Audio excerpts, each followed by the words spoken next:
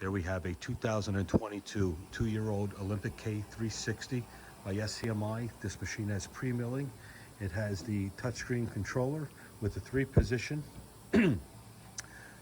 for thin tape, solid wood, and 3mm PVC edging. This is our in-feed fence. Manual movements for up and down, okay? This is touchscreen actions. For example, first pass, second pass, first pass, second pass, okay? We have our pre-milling units, diamond cutter heads by Lights. We have the SGP glue pot, which can do PUR or EVA glues, okay? High pressure 3mm guillotine.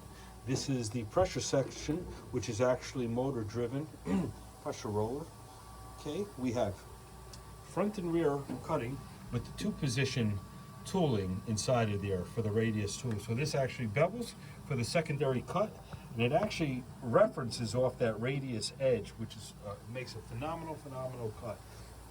Top and bottom high frequency trimming, top and bottom 3mm scraping.